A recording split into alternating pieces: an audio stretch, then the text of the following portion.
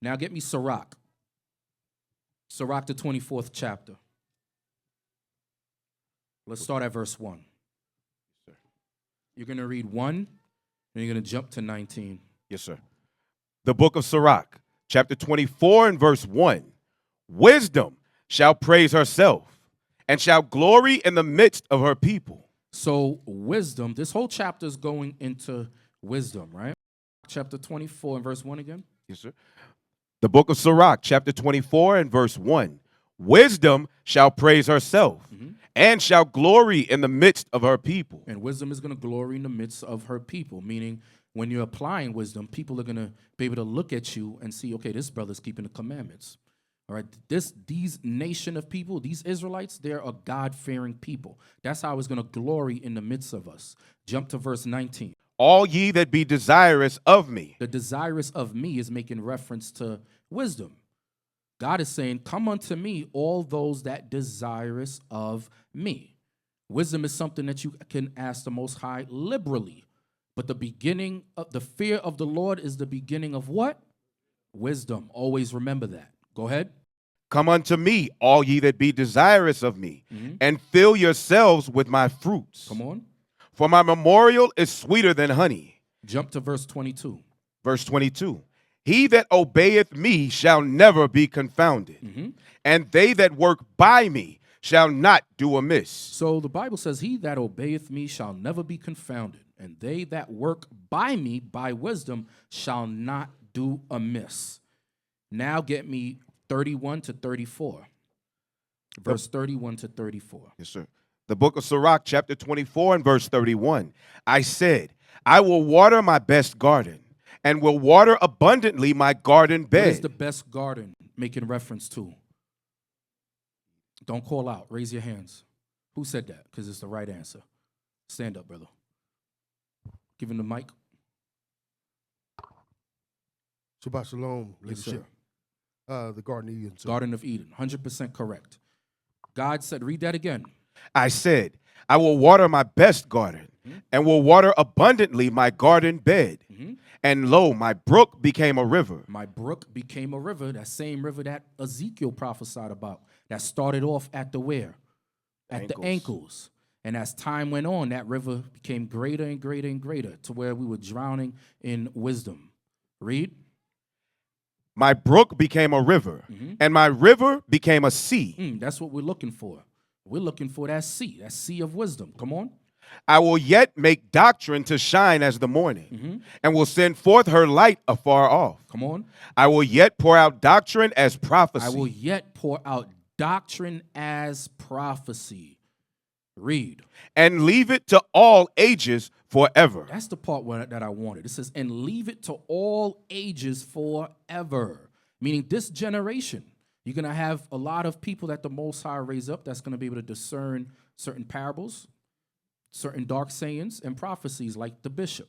All right, and then he teaches us all from the deacons on down. Okay? It says, I will yet pour out doctrine as prophecy. Read.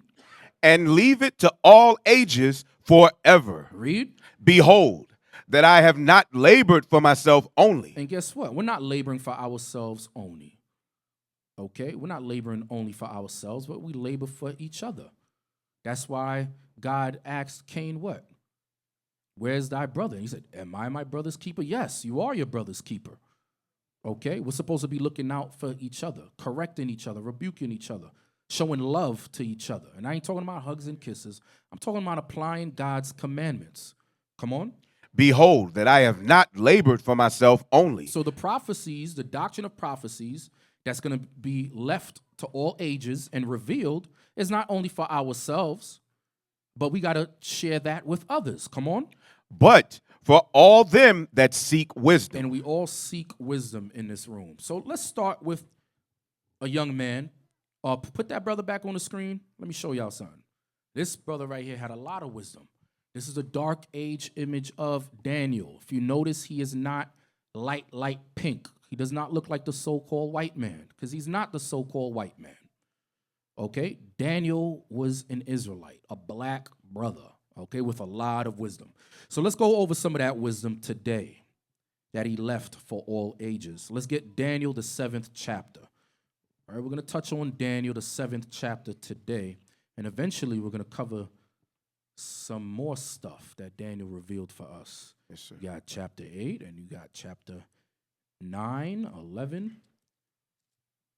A lot of hard chapters in Daniel, but let's start at 7 today. Yes, sir. All right, Daniel 7, verse 1. The book of Daniel, chapter 7 and verse 1. In the first year of Belshazzar, king of Babylon, Daniel had a dream and visions of his head upon his bed. Mm-hmm. Then he wrote the dream and told the sum of the matters. Mm-hmm. Daniel spake and said, So it says Daniel had a dream, all right? One of the brothers stood up and said that he was a dreamer, okay? And he understood the things that he dreamt about because the Most High revealed it to him, okay? Daniel was a prophet of God, and dreams are oftentimes revealed to the prophet of the Most High God. Get me Numbers 12, verse 6. So the Most High speaks to us in dreams and visions. Brothers, make sure everybody has a Bible and they're following along. I still see people staring straight at me. Your eyes should be in the book. Numbers chapter 12 and verse 6. Yes, sir. The book of Numbers, chapter 12 and verse 6. And he said, hear now my words. If there be a prophet among you. If there be a prophet among you, come on. I, the Lord, will make myself known unto him in a vision. You hear that? The Most High said he's going to reveal himself in a vision. In a vision, come on. And will speak unto him in a dream. And will speak unto him in a dream. Same thing he did to Daniel, in a dream. Okay, is that it on that? Yes, sir. Now get me Psalms. Give me Psalm 78. I want verse 2. Yes, sir. The book of Psalms, chapter 78 and verse 2. I will open my mouth in a parable. Mm-hmm. I will utter dark A sayings. parable is a similitude. You're talking about one thing, but it means something else. Or sometimes there's a double meaning. Read it again. Come on. I will open my mouth in a parable. Mm-hmm. I will utter dark sayings of old, which we have heard and known, and our fathers have told us. Beautiful. Get me Job 11 verse 6. Notice all the prophets are saying the same thing. They're saying the same thing. Nothing different. They all spoke the same thing. Job 11 and verse 6. Yes, sir. The book of Job, chapter 11 and verse 6.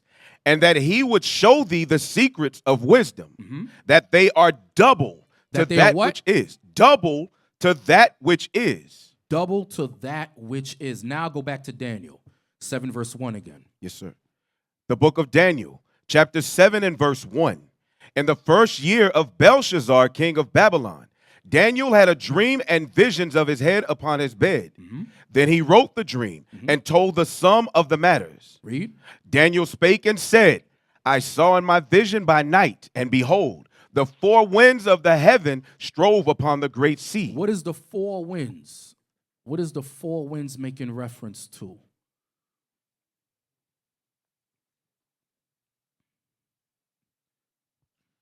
Shalom, leadership, destruction.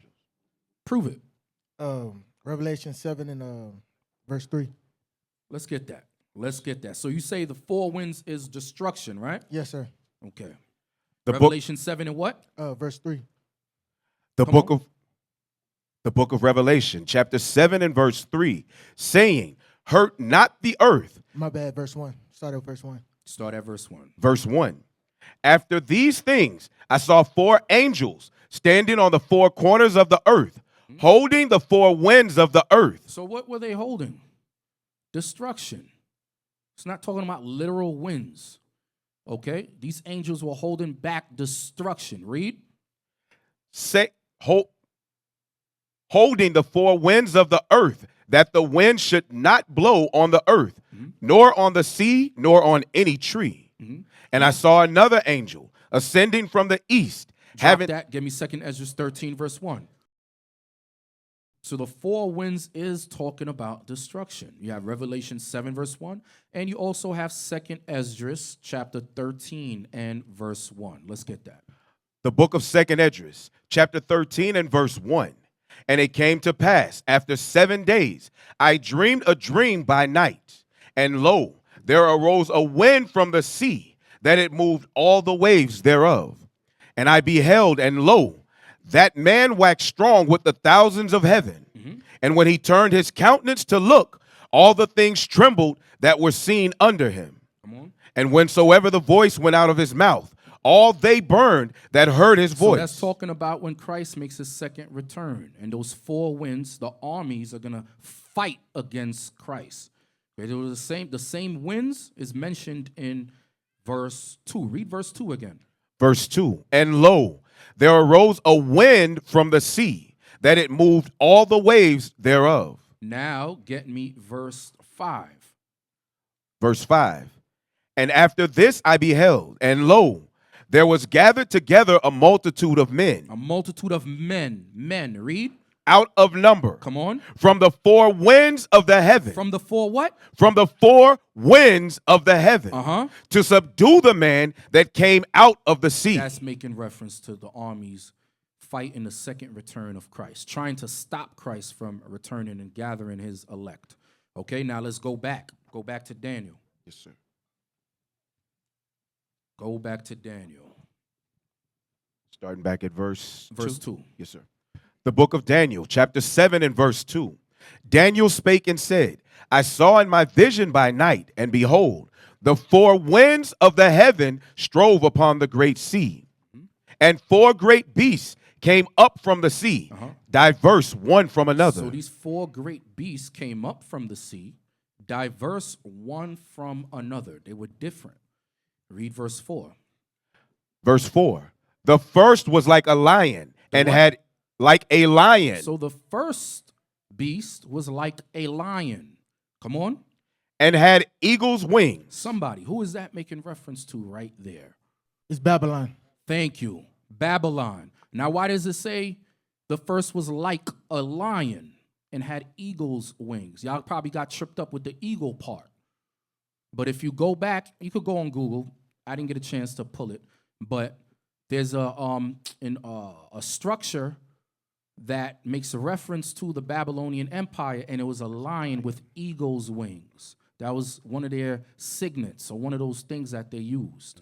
Okay, that's the same thing that Daniel seen in a vision. All right. So why did it say like a lion? Let me get Jeremiah 4 verse 6. Jeremiah chapter 4 verse 6. Yes, sir. The book of Jeremiah, chapter 4 and verse 6. Set up the standard toward Zion. Retire, stay not, for I will bring evil from the north and a great destruction. Come on. The lion is come up from his thicket. The what? The lion is come up from his thicket. Come on. And the destroyer of the Gentiles is on his way. The destroyer of the Gentiles is on his way. I heard brothers break this down completely wrong and say that's Christ. This is not talking about Christ. Who was Jeremiah? Who was Jeremiah, and what was he prophesying of? Soldier James.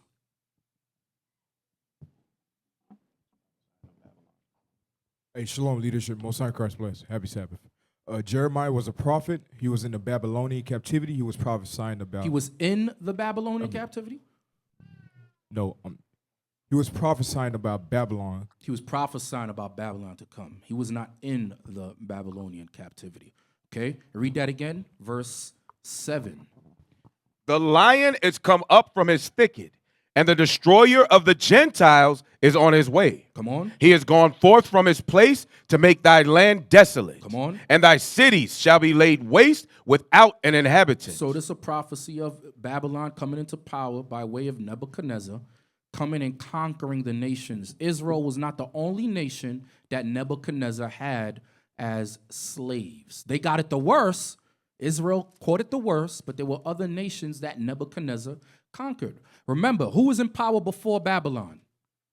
Assyria. Assyria. So all of the providences that Assyria had, who do you think took it over? Babylon. Babylon took all those providences that Assyria had and took them right under their wings. Okay? Read that last part again, verse 7, where it says, and thy cities. The book of Jeremiah, chapter 4 and verse 7, the bottom line. And thy cities shall be laid waste without an inhabitant. And thy cities shall be laid waste without an inhabitant. That was the cities of Judah, because Babylon took Judah into captivity. Where was Northern Kingdom at this time? Assyria. As slaves. Yes, sir. Okay, now get me Ezekiel 17. Verse 1. Ezekiel 17 and verse, you're going to give me verse 3. Yes, sir. The book of Ezekiel, chapter 17 Actually, and verse. give me 1 and 2 Yes, sir. and 3. Just read down from 1 to 3. All right. The book of Ezekiel, chapter 17 and verse 1. Mm-hmm. And the word of the Lord came unto me, saying, Son of man, put forth a riddle. Put forth a what? A riddle. A riddle, another dark saying, parable, similitude, come on, And speak a parable unto the house of Israel. unto the house of Israel. Come on. And say, Thus saith the Lord, a great eagle with great wings, long-winged, Come on. full of feathers, Uh-huh. which had diverse colors, came unto Lebanon and took the highest branch of the cedar. Came unto Lebanon and took the highest branch of the cedar. What is that talking about? Stand up, say your name. Say your names again. Brother Nariah. Brother who? Nariah. Nariah. I would say it would mean he's taking Judah, the highest branch. Close. Very good. Very good. You're actually right. That's going into Israel, the highest branch. Get me verse 12. Get me verse 12. Yes, sir. The book of Ezekiel, chapter 17 and verse 12. Say now to the rebellious house, know ye not what these things mean? Now he's going to explain to the rebellious people, Israelites, what this parable means. Come on. Tell them, behold, the king of Babylon is come to Jerusalem, and hath taken the king thereof, and the princes thereof, and led them with him to Babylon. Now, what prince was that? What king was that? What king was that? Because remember, God told us, do not fight Babylon. Don't try to go up against Nebuchadnezzar. So what king was that was taken by Nebuchadnezzar? Brother right here. Shalom leadership. So Zedekiah. Zedekiah. Very good. All right. I think there was one more, but we'll go with Jehoiakim and Zedekiah. Zedekiah got his eyes removed. All right. A lot of the Israelites were fleeing into Egypt for comfort, for succor. And guess what? Nebuchadnezzar conquered them too. Okay? So when the Most High prophesies something, we don't fight the hands of the Most High, right? Your arms are too short to box with God. We always got to remember that. Read verse 12 again in its entirety so we don't lose the thought. This is to explain the wings in Daniel 7, verse 4. Come on. The book of Ezekiel, chapter 17 and verse 12. Say now to the rebellious house, know ye not what these things mean? Tell them, behold, the king of Babylon is come to Jerusalem, and hath taken the king thereof, and the princes thereof, and led them with him to Babylon. So you wanted to give a reference? Yeah, just the reference. Go back and read on your own time 2 Kings 23 and 2 Kings 24, and it explains what Cap was just bringing out about Jehoiakim, not Jehoiakim, and Zedekiah. All right. Daniel 7, verse 4. So now you should know. Nobody should be jumping up saying Esau.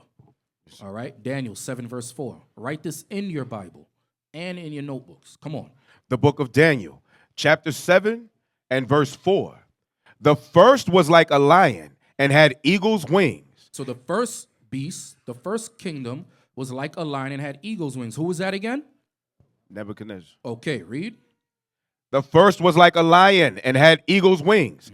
I beheld till the wings thereof were plucked, and it was lifted up from Hold on, the earth. I'm sorry. Before we get that, get me Daniel 9 and 12, because I heard a dumb apologetic say that, well, he used that scripture with Nebuchadnezzar to say, well, look, the other nations went into captivity too. So it's not just, the Bible's not talking about just you blacks. Get Daniel 9 and 12. The book of Daniel, chapter 9 and verse 12. Come on. And he hath confirmed his words, which he spake against us and against our judges that judged us, by bringing upon us a great evil. Come on. For under the whole heaven, Under the whole heaven, come on. hath not been done as hath been done upon Jerusalem. So you hear that? The Most High is only concerned about Jerusalem. That's Okay, so although Nebuchadnezzar had other nations in captivity too. The Most High was only concerned about Israel, and we caught it the worst. That's right. Okay, go back. Daniel. The book of Daniel, chapter 7 and verse 4. The first was like a lion and had eagle's wings. I beheld till the wings thereof were plucked, and it was lifted up from the earth and made stand upon the feet as a man. Come on. And a man's heart was given to it. Meaning he went off. Nebuchadnezzar, remember, the Most High brought Nebuchadnezzar down to a low state to where he started eating grass and he was delusional. He was bugged out of his mind. All right, that's what it talks about. A man's heart was given unto him. Come on. And behold, another beast. And what? Another beast. What is this another beast making reference to? Who is Daniel making reference to? In the front. Nope. That brother right there. One brother Leon right there. In the front. Second row. Oh, you see, y'all hit me with the sorcery, man. Y'all look alike. All right, go ahead. Was he referring to the Medo-Persians? Very good. Remember, the vision that Daniel had of the statue, where was that? What chapter was that? Daniel, the second chapter. So he's reiterating it. Y'all should know this already. Some of y'all should know this already. All right? Read it again. And behold, another beast, a second, like to a bear, and it raised itself on one side. It raised up itself on one side. What is that going into? Because the brother said the Medo-Persian Empire.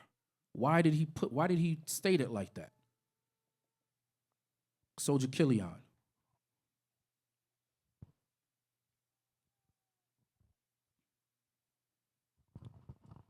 It was a power switch happening between the Persians and the Medians. Okay, and who came out on top? Who was the first strongest and who came out on top? The first was the Medians, and then the Persians came out on top. Okay, very good. Very good. Persian became greater than the Medes.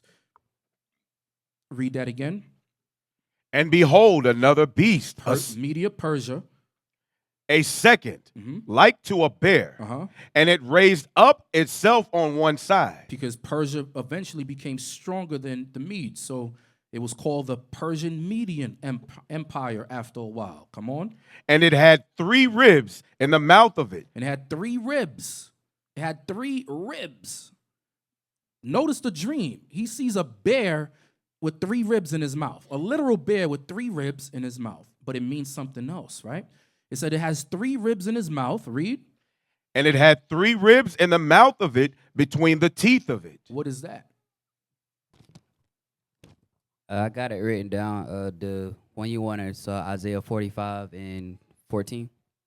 That gives you Ethiopia, Egypt, and the Savior. Yes, absolutely. 100% correct. Very good. See, at least the brother had it written down. All right, let's get Daniel 8 and 3. I want Daniel 8 and 3 first. Okay? Yes, sir. Daniel 8 and 3. The book of Daniel, chapter 8 and verse 3. Then I lifted up mine eyes and saw, and behold, there stood before the river a ram, which had 2 horns. Come on. And the 2 horns were high. And it is the same thing that's going into that same beast, that second beast that he saw. Okay, but now he's describing it as a ram. Come on, which had 2 horns. Come on. And the 2 horns were high, but one was higher than the other. Which horn was higher than the other, brothers? The Persian and Medes. Come on. And the higher came up last. That's the Persian. Come on. And I saw the ram pushing westward and northward and southward, so that no beast might stand before him. So they were strong, a strong empire. Come on. Neither was there any that could deliver out of his hand.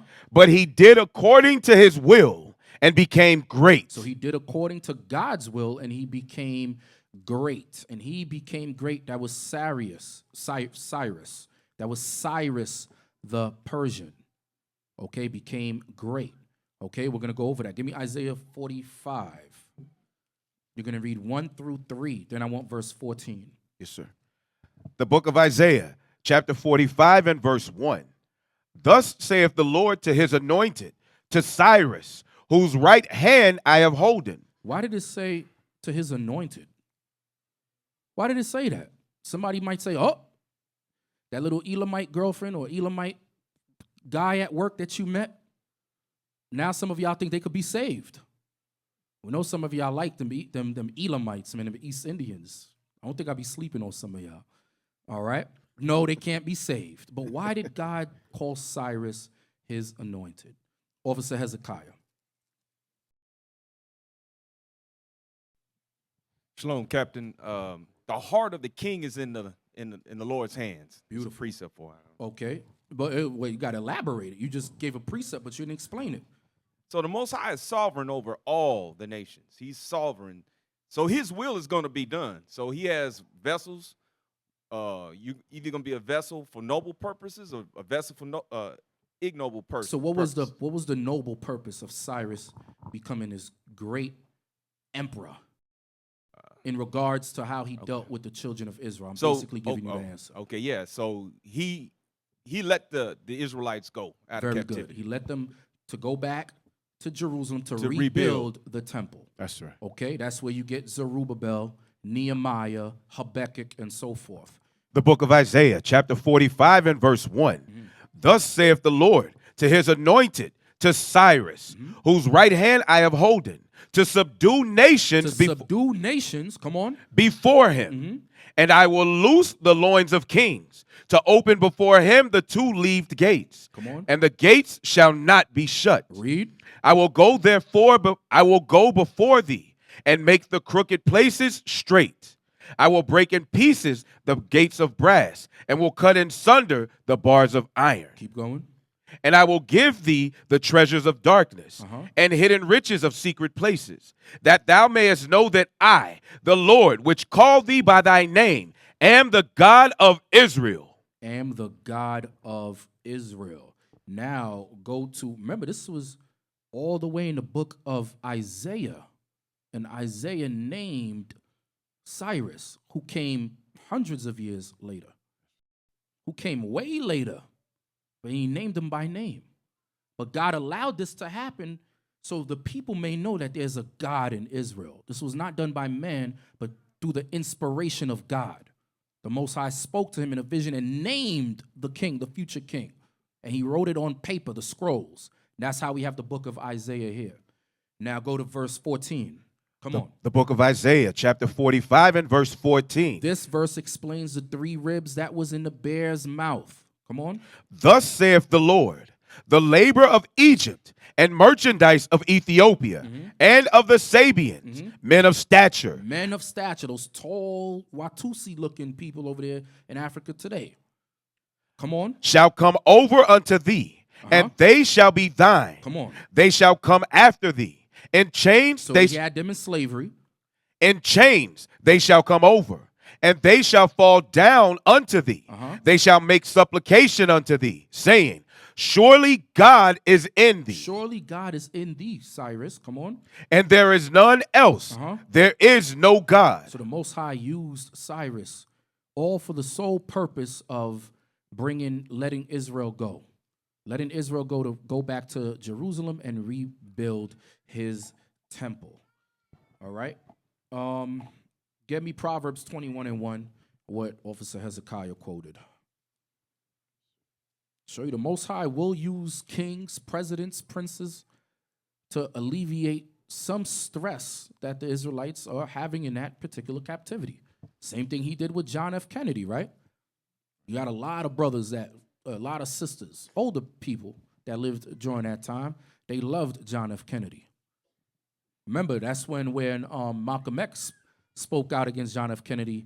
Elijah Muhammad told him, don't do that, because black people love him.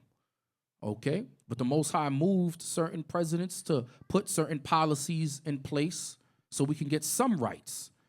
Not saying that they could be saved, because they're not. They're all going into captivity. We know that. But the Most High was moving the hearts of men, moving the hearts of kings for our sake. Proverbs. The book of Proverbs, chapter 21 and verse 1. The king's heart is in the hand of the Lord, as the rivers of water. He turneth it whithersoever he will. So there we go, right there. The Most High is telling you. It's him. So we always got to give glory to the Most High God. All right, let's go to Daniel's. Daniel chapter 7 again. And where did we leave off of? Verse 5. Verse 5 again. Come on. The book of Daniel, chapter 7 and verse 5. And behold, another beast, a second, like to a bear, and it raised up itself on one side, and it had 3 ribs in the mouth of it, between the teeth of it. Who are those 3 ribs again, Officer Eleazar? Yeah, who was it? It was named.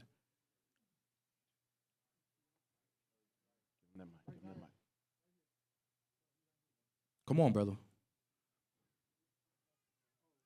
Egypt, Ethiopia, and Sabia. All right, very good. Write it down in your Bible. Write it down. Write it down in Daniel 7. Write in the margin if you have space. Okay? Read. And it had 3 ribs in the mouth of it, between the teeth of it. And they said thus unto it, Arise, devour much flesh. Read. After this I beheld, and lo, another, like a leopard. Like a leopard. Come on. Which had upon the back of it 4 wings of a fowl. Come on. And the beast had also 4 heads, and dominion was given to it. What is that talking about? What is that making reference to?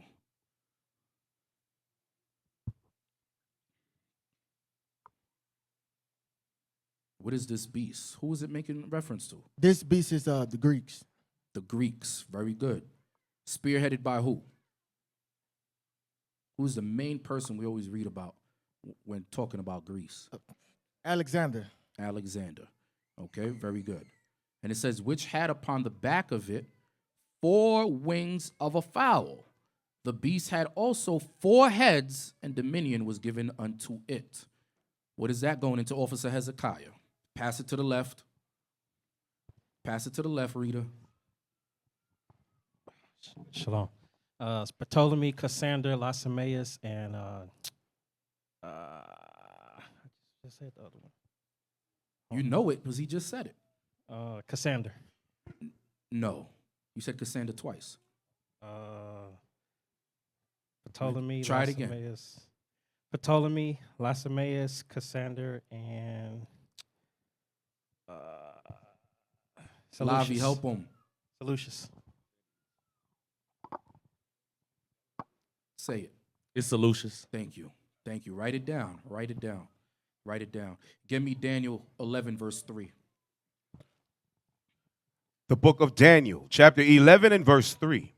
And a mighty king shall stand up, that shall rule with great dominion, and do according to his will. And when he shall stand up, his kingdom shall be broken. And Who is the mighty king that stood up, that shall rule with great dominion? Kasha. Who is the mighty king in Daniel 11, verse 3, that stood up, that shall rule with great dominion? Alexander the Greek. Very good. Very good. In verse 2, it tells you Grecia, the realm of Grecia. That's talking about Alexander the Great. Okay, Esau calls him the Great, but he was, well, you could say he was great. He was conquering everybody, but he was a damn freak. Okay, and we're going to explain why. All right, read. And when he shall stand up, his kingdom shall be broken, and shall be divided toward the 4 winds of heaven. So there we go. That same word again. The 4 winds of heaven. What's the 4 winds again? No. We just read it. Y'all not thinking. We get the. Come on. Jeffrey. This is your first time here, Jeffrey? No. I thought you had it. You was on point. You was boiling with hot water, man. What happened? Nah, man. The 4 winds. Come on, brothers. Lavi. Officer Lavi. Help him, please. Help him. Ptolemy, Lasamakis, Cassandra, and Seleucus. Thank you. Yes. It's saying the same thing. It's the same thing. Read it again. And when he shall stand up, his kingdom shall be broken, and shall be divided toward the 4 winds of heaven. Broken because he got broke. He died. Read. Come on. And not to his posterity. And not to his posterity, meaning his children that come from his loins. Why? Because he was a flaming homosexual. homosexual. Okay, he didn't have kids. Why? Because he was too busy banging the men in his army. That's why they said he got broken. He shall be broken. Early in verse 4, damn broke. What was that movie? Brokeback Mountain. Man. That's Alexander. That was him. Okay, so he didn't have kids to leave his kingdom to. He had to leave the kingdom to the people, to the young men that he grew up with. Okay, the 4 young men that we mentioned. All right, read that again. Read that last part again. Come on. And not to his posterity. And not to his posterity, nor according to his dominion which he ruled.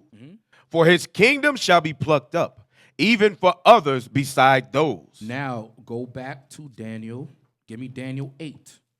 You're going to read 7 to 8. Daniel 8. We're bouncing around, so you brothers have to write this down. Daniel 8, 7 to 8. The book of Daniel, chapter 8 and verse 7. Come on. And I saw him come close unto the ram, and he was moved with choler against him. Who was the he that was moved with choler against him? It says, and I saw him come close unto the ram. The ram is who?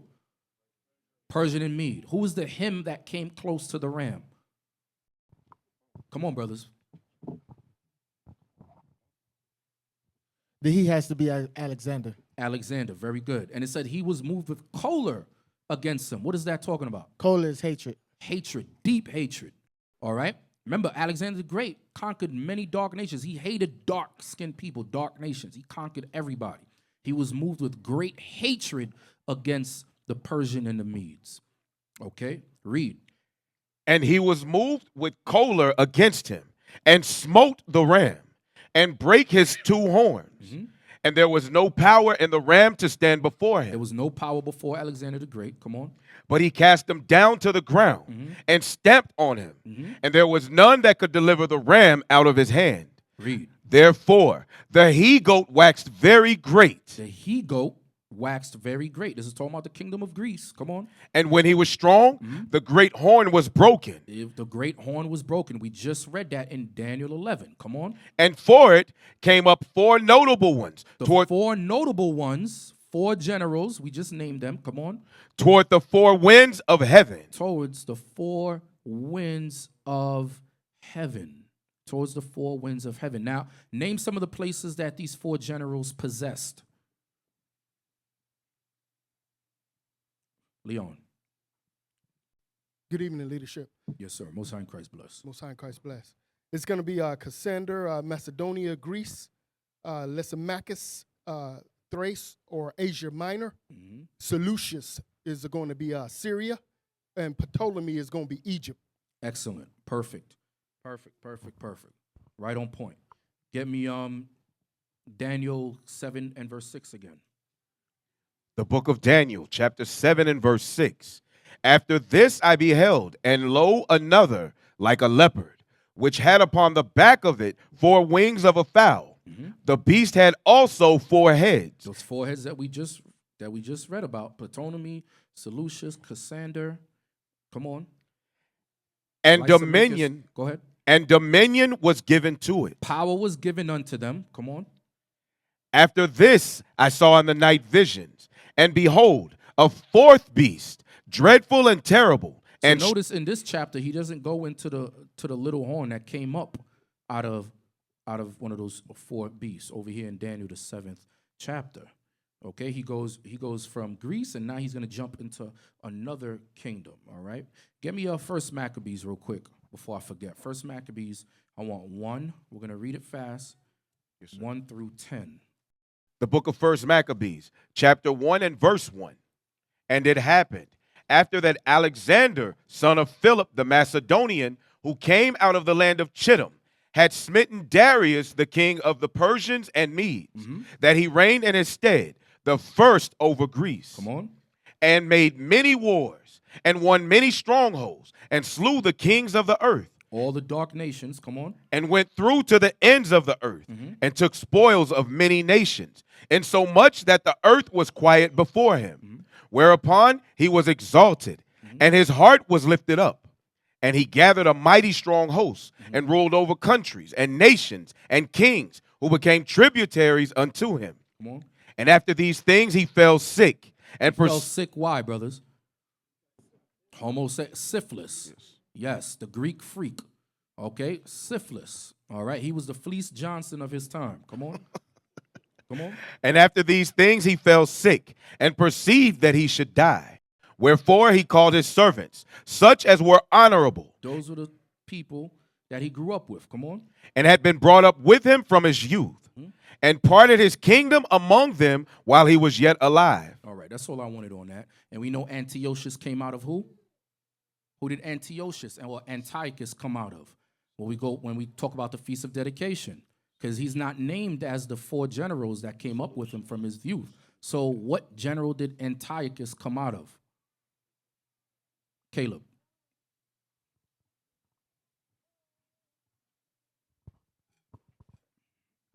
Shalom. Seleucus. Seleucus, very good. Write that down. Antiochus came out of Seleucus. Okay. Go back to Daniel. Yes, sir. Back to verse 6 or verse 7? Verse 7. The book of Daniel, chapter 7 and verse 7. After this I saw in the night visions, and behold, a 4th beast, dreadful and terrible, and strong exceedingly, and it had great iron teeth. So this empire was dreadful and terrible and strong exceedingly. Come on. And it had great iron teeth. It devoured and brake in pieces, and stamped the residue with the feet of it. And it was diverse from all the beasts that were before it. And it had 10 horns. I considered... Who is this talking about? Officer Jedediah.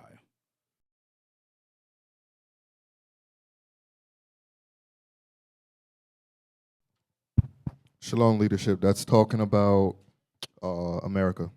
No, not yet. Not yet. Not yet. Let's deal with the beginning of verse 7. You're not fully wrong. You're almost there. Oh, praises. Kind of jumped the gun, but that's all right. Who is that talking about? Remember, keep in mind the statue in the dream in Daniel, the 2nd chapter. Somebody else besides Jeffrey. Who's that right there? In front of Jeffrey.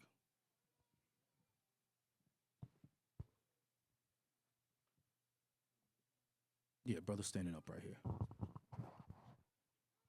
Shalom, leadership. Rome. But why you said it like that? Why you said it like a question? You not sure? Nah, I am. It's Rome. Rome. All right, very good. All right, let's get Daniel 2, verse 43, I think it is.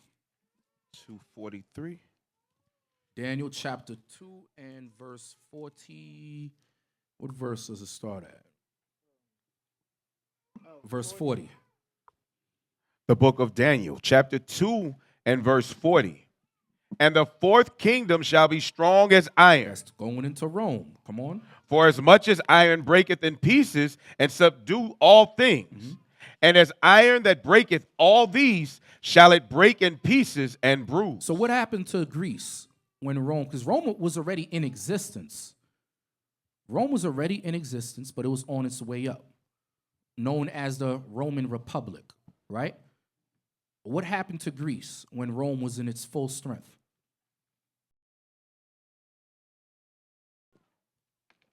Brother right there in the back. What's your name, bro? T'Challa. Emerged. It became known as a what? Greek, Greco-Roman Empire. All right, as they still use that term today. All right, Greco-Roman Empire. All right, read that part again. The book of Daniel, chapter 2 and verse 40.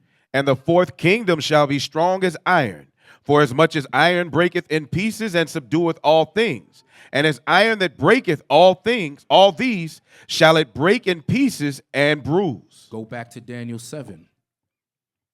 Daniel 7 and verse 7. The book of Daniel, chapter 7. Sorry, hold on. Sorry. Verse 7. Yes, sir. The book of Daniel, chapter 7 and verse 7. After this I saw in the night vision, and behold, a 4th beast, dreadful and terrible, and strong exceedingly, and it had great iron teeth. It devoured and brake in pieces, and stamped the residue with the feet of And it. stamped the residue with the feet of it, taking on Roman customs. Everybody started taking on Roman customs, even until this day, because we know America is an extension of what? Rome. America is an extension of Rome, and we take on Roman customs. Okay, the months, the names of the months, the names of the days, and so forth. Even different laws in Parliament. Okay, they got that from Rome. Rome had a Senate. What do we have now? There's a Senate. Senate here as well. Okay, when it says stamped the residue with the feet. Get me Second Esdras. I want Second Esdras, chapter 12. The book of 2nd Esdras, chapter 12 and verse 11. The eagle whom thou sawest come up from the sea is the kingdom which was seen in the vision of thy brother Daniel. So Daniel, now the Most High is revealing parables and dreams unto Esdras and said, this eagle that Daniel seen is the same thing that I'm showing you. But Esdras, he really broke it down to Esdras. Okay, he raised it up another notch. See, the Most High works with the prophets on different level. No one or two are the same. That's what we have to understand. And we have to appreciate each other's gifts, and we can learn from each other. Okay, go ahead. But it was not expounded unto him. Therefore now I declare it unto thee. Come on. Behold, the days will come that there shall rise up a kingdom upon earth, and it shall be feared above all kingdoms that were before it. Come on. In the same shall 12 kings reign, one after another. So in the same shall 12 kings reign, one after the other. One after the other. When you go to 2nd Esdras 11, we're not going to go through it now. It's when it says the 12 feathered wings. Read just verse 1. The book of 2nd Esdras, chapter 11 and verse 1. Then saw I a dream, and behold, there came up from the sea an eagle, which had 12 feathered wings and 3 heads. Now go back to 2nd Esdras, chapter 12. The book of 2nd Esdras, chapter 12 and verse 14. Verse 14. And the same shall 12 kings reign, one after another. What is that talking about? Because we know it's talking about Rome, right? So what is that talking about, Leon?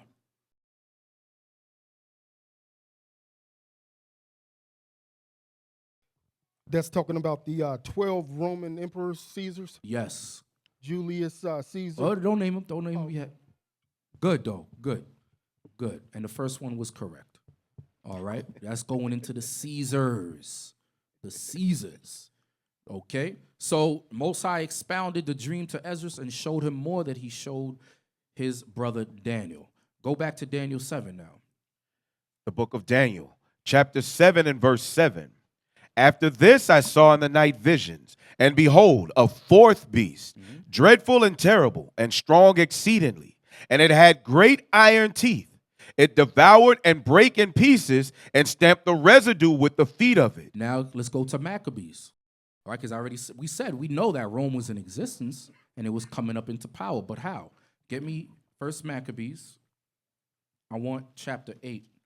Read verse 1, then you're going to jump to verse 18.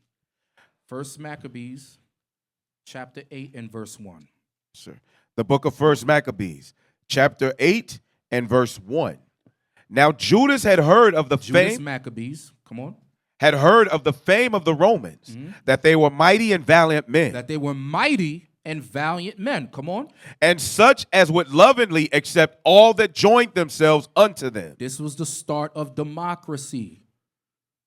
But would accept all that joined unto them. Remember, the Greece had it too. That's what it was called the Greco-Roman Empire. Remember, Antiochus started that thing too, that all the people shall leave off their customs and become one. That's the start of democracy. Okay, same thing like America. Come on.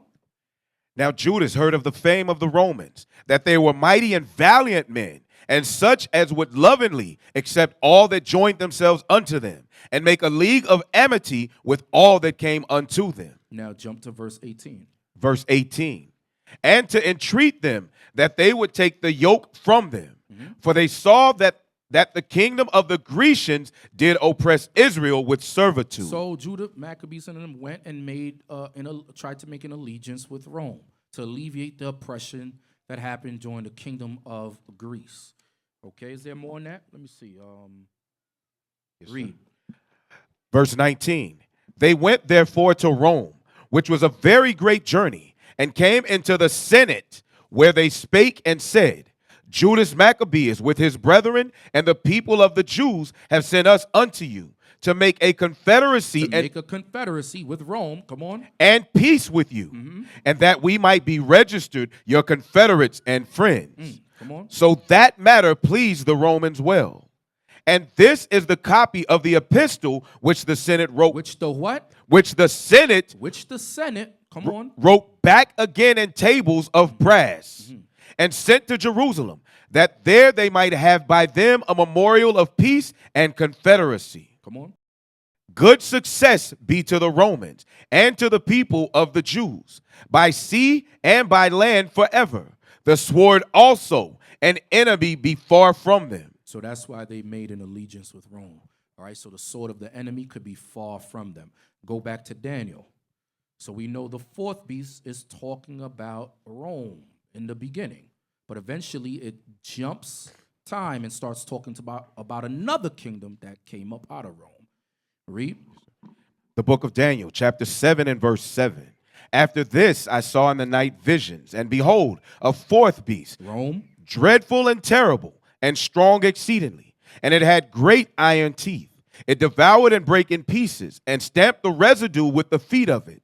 And it was diverse from all the beasts that were before it, and it had 10 horns. And it had 10 horns. Now it's going into what? What is it going into? My brother right there, behind Leon with his glasses. Stand up. What's your name, bro? Brother Duriel from Tallahassee. Duriel? Yes. Duriel. Going into the 10 Common War, which is the 10 Common what? Wealth, which is the EU. The EU, okay, but who's what kingdom is that a part of? That's still part of the Roman America. America. There we go. Go to Daniel, the 2nd chapter, verse 43. 43. Yes, sir. The book of Daniel, chapter 2 and verse 43. And whereas thou sawest iron mixed with miry clay, they shall mingle themselves with the seed of men, but they shall not cleave one to another, even as iron is not mixed with clay. And in the days of these kings shall the God of heaven set up a kingdom. Read that again. I'm sorry, brother. Read that again. Yes, sir. The book of Daniel, chapter 2 and verse 43.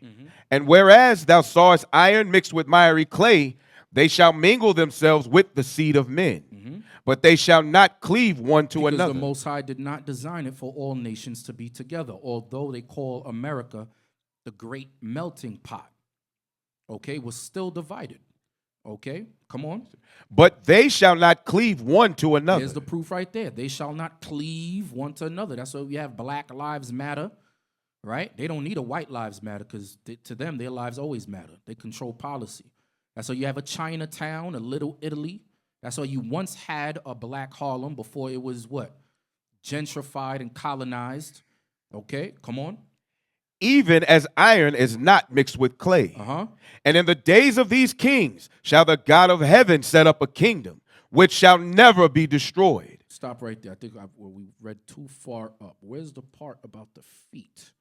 Where's the feet? Just above it, 42. Verse 42. Come on. The book of Daniel, chapter 2 and verse 42. And as the toes of the feet were part of iron and part of clay, so the kingdom shall be partly strong and partly broken.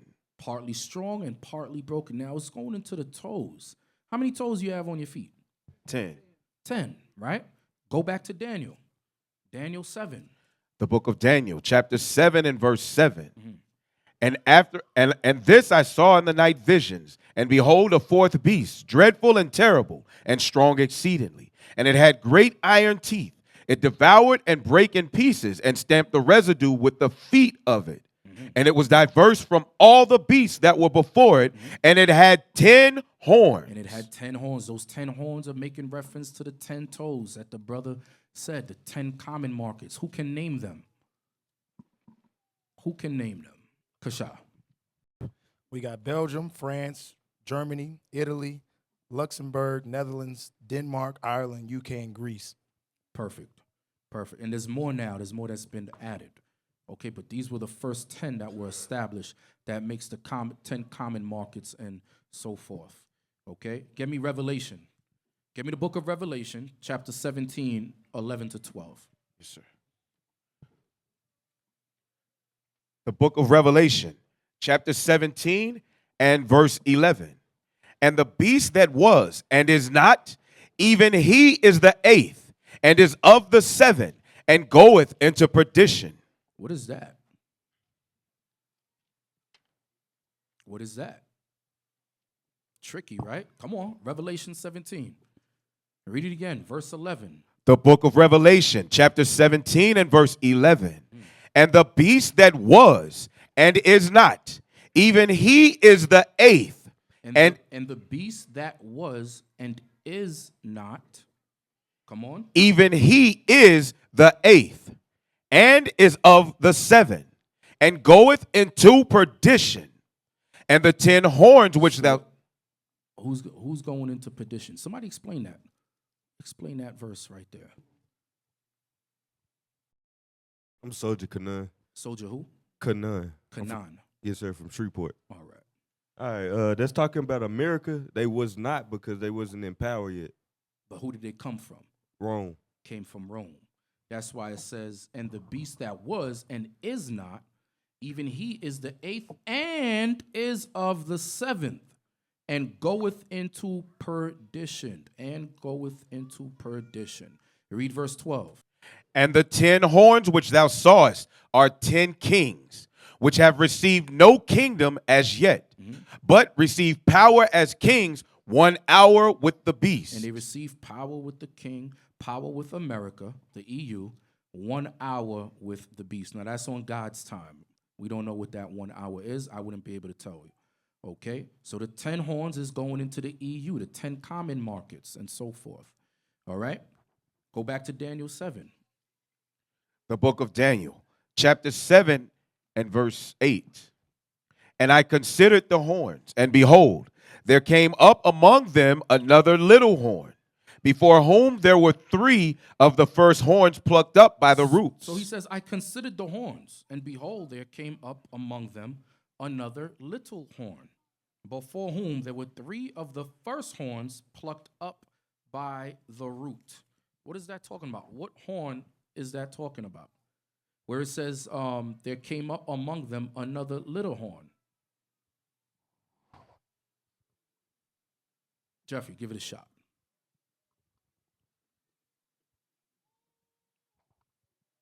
I'd like to try that one. Now this is my opinion. My opinion is the Vatican. Oh no.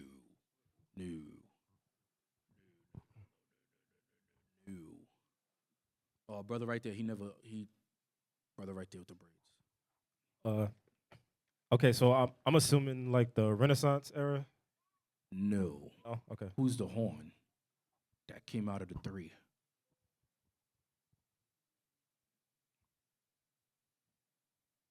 Brother right there in front of you, he got his hand up. It's America. America, okay. But who was the 3 that was plucked up by the root? I don't have that. Brother right there in the back. Shalom, Soldier Malkaiser. It's France, Spain, and Britain. Very good. And who did America come out of? Britain. Came out of the last one, Britain. Okay? France, Spain, and Britain. Great Britain. Read it again. The book of Daniel, chapter 7 and verse 8.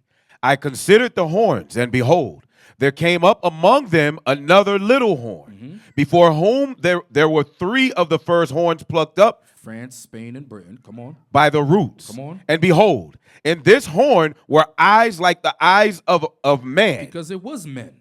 Come on, these are nations, all right? We're not talking about literal beast. Remember what it says in Ecclesiastes. Who knows what I want real quick? 3 and 18. Let's get that. Yes, sir. Because people will read this and think it's talking about a literal animal. Commentaries, Edomite comment. Be careful with those Edomite commentaries. Okay? Yes, sir. The book of Ecclesiastes, chapter 3 and verse 18. I said in mine heart concerning the estates of the sons of men, that God might manifest them, and that they might see that they themselves are beasts. So God compares men to beasts. So when we're reading about the 4 beasts, it's not talking about 4 animals, although the parable and the similitude is given to you as an animal, like a ram, a bear, and an eagle, is going into men. It's going into men, kingdoms. Men rule kingdoms, not animals. Okay? Read verse 8 again, Daniel. The book of Daniel, chapter 7 and verse 8. That last part, just the last part. Just the last part. Where it says, and behold. Yes, sir.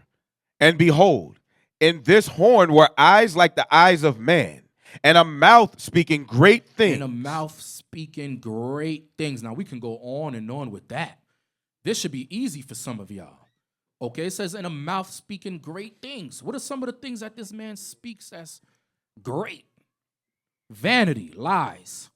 Somebody give me an answer. Say it on the mic. Edomites saying that they're God or saying Christ. that they're God. Okay, what else?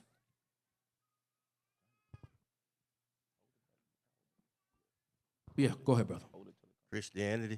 Christianity, saying that they're the Christians when we know the first Christians were the disciples in Antioch, right? Come on, give me some more. Give me one more. Give me one more. Saying that they're the Israelites. Just recently, your president, Donald Trump, just signed some anti-Semitic bill talking about Judaism now can be classified as a nationality. Why did he do that? Because the whole world is saying, no, Judaism is a religion. If a Chinese man practices Judaism, you can call that Chinese man has the right to say, I am Jewish. Why? Because I'm practicing Judaism. So now they see the Israelites are tan into that red behind of Amalek. So now they put into legislation that the Jewish people under Judaism, that's a nationality now. Now they're really the Jews. Now you can't even bring that up in colleges. Certain seminars, if you speak out against it, they're going to take out the funding for that particular school. That's what he just signed. That's what we're up against. That's what we're up against. The biggest anti-Semitic, the portrayal of anti-Semitism is against you so-called blacks and Hispanics and natives. Because you're the Israelites. Okay? You're the Israelites. Okay? Get me Revelation 13, verse 6. The book of Revelation, chapter 13 and verse 6. And he opened his mouth in blasphemy against God. And he opened his mouth in blasphemy against who? God. Against God. By saying they are God. Come on. To blaspheme his name and his tabernacle. And his tabernacle, which is us. Come on. And them that dwell in heaven. And them that dwell in heaven. Get me Isaiah 14. Give me Isaiah 14. I want 12 to 14. Yes, sir. The book of Isaiah. Saying they're the Israelites, the angels are white. Everybody's white. Everybody's white. It's crazy, man. This man, I'm telling you, he's just bugged out. He's the last of the Mohicans with Mel Gibson, right? The last of the Mohicans, the last samurai, Tom Cruise. Right. It's just crazy. Prince of Persia, white. Everybody's just white. Yeah, and everybody just sits there, watches it, and is simple as hell and just eats it up. Right. But when we come along, we say with the Israelites, oh, now you're black Hebrew, the black Hebrew Israelite cult. Well, okay, if that's what you want to call us from now on, we're going to refer to you as Amalek. But those who don't know who we're talking about, we're going to call you the white Hebrew Israelis. Right. That's it. That's going to be the new term. You're the white Hebrew Israelis. From now on, that's how we're going to dress them. Okay? Come on. The book of Isaiah, chapter 14 and verse 12. How art thou fallen from heaven, O Lucifer, son of the morning? How art thou cut down to the ground, which didst weaken the nation? That's talking about Esau when he dropped his atom bomb, also known as the Manhattan Project. Albert Einstein and Oppenheimer. All right, come on. For thou hast said in thine heart, I will descend into heaven. I will descend into heaven. Come on. I will exalt my throne above the stars of God. I will ascend my thrones above the heights of God. Come on. I will sit also upon the mount of the congregation. Who's the mount of the congregation? Israel. How does he say he shall sit amongst the mount of the congregation? By calling himself the Israelites, the Jews, and calling us what? Niggas and spicks and all sorts of bywords. Okay, and appointing the land to himself, parting the land, and calling one side Israel, the other side Palestine. Read that part again. Come on. I will ascend into heaven. I will exalt my throne above the stars of God. I will sit also upon the mount of the congregation in the sides of the north. In the sides of the north. Where are we held captives? North America. The bulk of the Israelites are right here. Come on. I will ascend above the heights of the clouds. I will be like the Most High. I will be like the Most High. Go back to Daniel. Go back to Daniel. These are the blasphemies. These are the great swelling words. A mouth speaking great things. Come on. The book of Daniel, chapter 7 and verse 8. I considered the horns, and behold, there came up among them another little horn, before whom there were 3 of the first horns plucked up by the roots. And behold, in this horn were eyes like the eyes of man, and a mouth speaking great things. The blasphemy of God against God that we just read. All right, give me Ezekiel 35. Here's another one. Ezekiel 35, 12 to 15. The book of Ezekiel, chapter 35 and verse 12. And thou shalt know that I am the Lord, and that I have heard all thy blasphemies which thou hast spoken against the mountains of Israel, saying, they are laid desolate, they are given us to consume. Come on. Thus with your mouth ye have boasted against me. Thus with your mouth you have boasted against me, not only with your mouth, but in your movies, in your laws that you implement, like what Donald Trump just implemented with the white Hebrew Israelis. Come on. Thus with your mouth you have boasted against me, and have multiplied your words against me. I have heard them. Thus saith the Lord God. Keep reading. When the whole earth rejoiceth. When the whole earth is rejoiceth and everybody sleeping, partying, giving into marriage, doing you, Esau conquering everybody. Everybody just going to work, living their daily lives like nothing matters, like tomorrow is promised. Come on. I will make thee desolate. In 1 hour. 1 hour. He's going to make you desolate. Read. And thou didst rejoice at the inheritance of the house of Israel. And that's what they're doing today. They're rejoicing at the inheritance of the house of Israel by parting the land, calling themselves Jews. When I'm looking at the Jews of God right here. Come on. Because it was desolate. So will I do unto thee. Thou shalt be desolate. You're going to be desolate. That's what God is saying. And he's going to do it in 1 hour. It's not going to take him 300 years. Come on. O Mount Seir. Oh, who? O Mount Seir. Come on. And all Idumea. And all Idumea. Come on. Even all of it. Indeed, all of it. Come on. And they shall know that I am the Lord. And they shall know that I am the Lord your God. All praises to the Most High for that thing. All right, let's go back to Daniel. Let's go back to Daniel. Captain, can I say something right quick? All right, what is another way that the other nations blaspheme against us? Right quick. Sorry.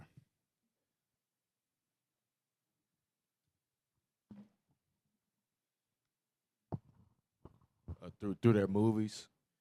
Right. But they call you this every day. They call you this every day. Think it's something simple. It's something simple. They call us 2 white people.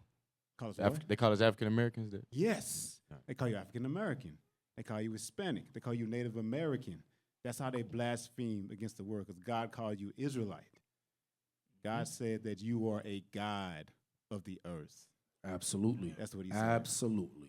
And that goes into Isaiah 65:15, where the Most High said, he's going to leave our name for a curse and slay you and call you by another name. Okay, but now in the land of our captivity, we're returning back to the one true God. Get me Daniel 7 and verse 9. The book of Daniel, chapter 7 and verse 9. I beheld till the thrones were cast down. So notice Daniel, he's jumping time periods. So now he's seeing the real end, the last days. Come on. I beheld till the thrones were cast down. What thrones are cast down? America, Great Britain, Netherlands, Sweden, France, Russia, all these places, every kingdom, Egypt, all kingdoms are going to be cast down. Vladimir Putin cast down. Trump or whoever's going to go into office over here, cast down. Everywhere cast down. There's only going to be one king on earth, and that's Jesus the Christ. That's right. That's all right. right. Come on. I beheld till the thrones were cast down, and the Ancient of Days did sit. Come on. Whose garment was white as snow. So people say, oh, well, he's just a puff of smoke. He's just some great entity. Yes, he is a great entity, but that great entity has a body. That's why you can put on a garment. Dumb, simple people. Come on. And the hair of his head like the pure wool. In case you forgot, it says the hair on his head like the pure wool, like Negro hair, the hair that you have on your head right now. Come on. And his throne was like the fiery flame. That comes out of the chariots. Come on. And his wheels and his wheels. He can't read past that so yes, fast. Sir. Yes, and his sir. wheels. That's Jake talk. That's black people talk. Look at my wheels. Look at my new wheels. That's black people talk. That's how you know the Bible's for Israelites, black people, 2 Israelites, That's black right. people. That's okay, right. just look at the lingo. Look how the Most High get down. He got a fro, and he's just chilling on his wheels, his That's fiery right. wheels. That's a beautiful thing.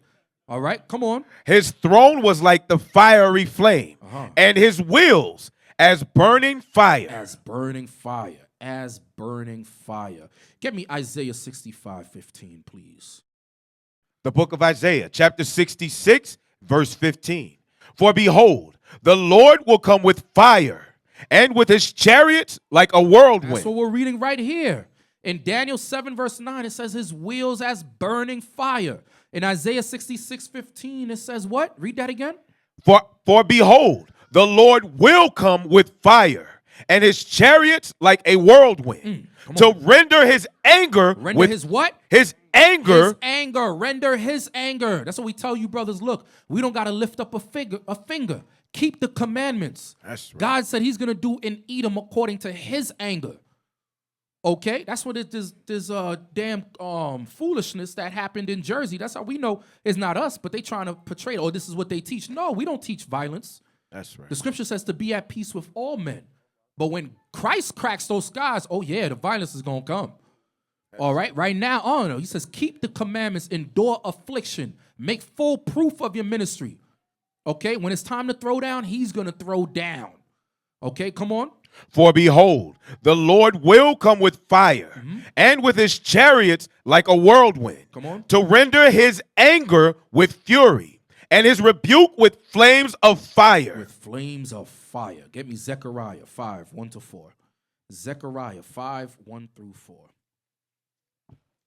The book of Zechariah, chapter 5, verse 1. Come on. Then I turned and lifted up mine eyes, and looked, and behold, a flying roll. Chariots, come on. And he said unto me, what seest thou? And I answered, I see a flying roll. The length thereof is 20 cubits, and the breadth thereof 10 cubits. Then said he unto me, this is the curse that goeth. What? This is the curse that goeth forth over the face of the whole earth. For everyone that stealeth. How did the Edomites get America? They stole it. It says, for everyone that stealeth, how did the white Hebrew Israelis get Palestine? Come on. For everyone that stealeth shall be cut off as on his side according to it. And everyone that sweareth shall be cut off as on that side according to That's it. why every week there's some new sighting of the chariots of God, which they call UFOs. Okay, and we discussed that in one of the classes that we got on the YouTube channel. Okay, we know exactly what those things are. God is describing it to us right here. Read. I will bring it forth, saith the Lord of hosts, and it shall enter into the house of the thief. The house of the who? Of the thief. The thief. Come on. And into the house of him that sweareth falsely by my name. And into the house of him that sweareth falsely by my name, calling themselves the Jews, but they are not, but are the synagogue of what? Thus saith the Lord. Thus saith the Lord. Come on. And it shall remain in the midst of his house. That's why they see it every week, and they don't know what that thing is. Come on. And shall consume it with the timber thereof. But one day it's going to consume it with what? With fire. Come on. And the stones thereof. It's going to consume it with the timber thereof and the stones thereof. Come on. Then the angel that talked with me went forth and said unto me, lift up now thine eyes and see what is this that goeth forth. Okay, and stop there. Get me now get me 2nd Ezra. 2nd Ezra 13. 2nd Ezra 13, verse 3. The book of 2nd Esdras, chapter 13 and verse 3. And I beheld, and lo, that man waxed strong with the thousands of heaven. And when Who's that man? Who's that talking about? Christ. Very good. Come on. And I beheld, and lo, that man waxed strong with the thousands of heaven. And when he turned his countenance to look, all the things trembled that were seen under him. Because they seen a black man with red eyes, white woolly hair. And they know that he's coming back for the same people that you deem insignificant niggas. He's coming back for them because those are the Israelites. That's why they trembled with fear. That's why they got this campaign, this propaganda campaign smokescreen to make everybody go against the Israelites. Our own people and the other nations. Okay, come on. And whensoever the voice went out of his mouth, all they burned that heard his voice. Is why he was consuming them with the timber and the stone thereof. What we just read in Zechariah. Come on. Like as the earth felleth when it filleth the fire. Come on. And after this I beheld, and lo, there was gathered together a multitude of men out of number from the four winds of the heaven. Where they were scattered, come on. To subdue the man that came out of the sea. To subdue the men that came out of the sea. Whether it be in Netherlands, America, Israel, all of the nations are going to come together from the four winds of the earth, the armies, to subdue the man that came out of the sea. The sea is making reference to the heavens, to the sky. Come on. But I beheld, and lo, he had graved himself a great mountain, and flew up upon it. That's talking about the chariot. Come on. But I would have seen the region or place whereout the hill was graven, and I could not. Come on. And after this I beheld, and lo, all they which were gathered together to subdue him were sore afraid, and yet durst fight. So although they see this chariot as huge as a mountain, they're still going to fight. The same thing with America. Because trust me, brothers, with everything that's going on, the heathens are scared as hell. They're shaking in their boots. That's right. They're like, you know what? We have to address these guys. All right? We're going to tarnish them. We're going to try to tarnish their reputation through media propaganda, but we have to address it. They're growing too fast. Remember, the dragon was wroth with the woman that went to do what? Make war. Come on, you know what I mean. Just finish it. You know what I mean? I might misquote it. Make war with the remnant that what? Kept the commandments. Okay, so that's the issue. That's what's going on right now. That's what's going on right now. Okay, so trust me, the nations are scared to death. The same thing when Moses went unto Pharaoh, all those miracles. You don't think Pharaoh was scared a bit? But the Most High moved his heart to no, just say no, just say no. As much as we're out there showing people the proof, their scholars in some of their books have it written that the Negroes are the Israelites. They don't want to hear it. Why? The Most High God is hardening their heart because the Most High want to throw down. The Most High wants to be the one to throw down. Come on, read. And lo, as he saw the violence of the multitude that came, he neither lifted up his hand nor held sword, nor any instrument of war. That's some power right there. No sword, no nothing, no guns, nothing at all. But what? Come on. But only I saw that he sent out of his mouth as it had been a blast of fire, and out of his lips a flaming breath, and out of his tongue he cast out sparks and tempests. And y'all thought X-Men was bad and Avengers, y'all ain't seen nothing yet. I'm telling you, I ain't seen nothing yet. All we got to do is just get it together, brothers. Stay strong, endure, fight. It's going to be painful. There's going to be trials, tribulations, judgments, whatever, but get through it. Get through it. Don't let a demotion hold you down. Don't let some little trial and affliction. You still breathing. You still breathing. You are still breathing. As long as you still got air in your lungs, guess what? Whatever was wrong, you can make right. But it's in you. The question is, do you want to make it right? Do you want to fight? Okay, come on. And they were all mixed together, the blast of fire, the flaming breath, and the great tempest, and fell with violence upon the multitude which was prepared to fight, and burnt them up every one, so that upon a sudden of an innumerable multitude, nothing was to be perceived. Damn, just smoke and ashes, dust to dust. Come on. But only dust and smell of smoke. When I saw this, I was afraid. When I saw this, I was afraid. Now get me Daniel. Daniel 2, verse 43. Yes, sir. The book of Daniel, chapter 2 and verse 43. And whereas thou sawest iron mixed with miry clay, they shall mingle themselves with the seed of men, but they shall not cleave one to another. Come on. Even as iron is not mixed with clay. And in the days of these kings shall the God of heaven set up a kingdom In the days of these kings shall the God of heaven set up a kingdom. That's why Christ told us what? The kingdom of heaven is within you. Guess what? We're setting up the kingdom now. Although it's not here yet, but we're starting now. We're laying down what? The blueprint to pave the way for Christ. Same thing John the Baptist did, right? Come on. And in the days of these kings shall the God of heaven set up a kingdom which shall never be destroyed. And is never going to be destroyed. Never. Not an Edomite, an Elamite, an Ishmaelite, a Moabite, an Ammonite, a Jebusite, whatever ites they got out there, guess what? Ain't nobody tearing down this kingdom. We're going to rule forever under Christ in righteousness. That's right. Come on. And the kingdom shall not be left to other people. And guess what? They ain't getting in. They're gonna be captives, they're gonna be slaves. That's it. Why? Right. Because that's what's written according to the Bible. Come on. But it shall break in pieces and consume all these kingdoms, and it shall stand forever. Revelation 2, verse 26 tells you that. Okay? Where it says, but it shall break in pieces and consume all these kingdoms, and it shall stand forever. We are gonna rule over the nations with Christ with a rod of iron. Read verse 45. Verse 45. For as much as thou sawest that the stone was cut out of the mountain. The stone was cut out of the what? Out of the mountain. That's the same thing that we just read. We just read that. Okay? We read that in Zechariah chapter 5. We just read that. The stone that was cut out of the mountain. Come on.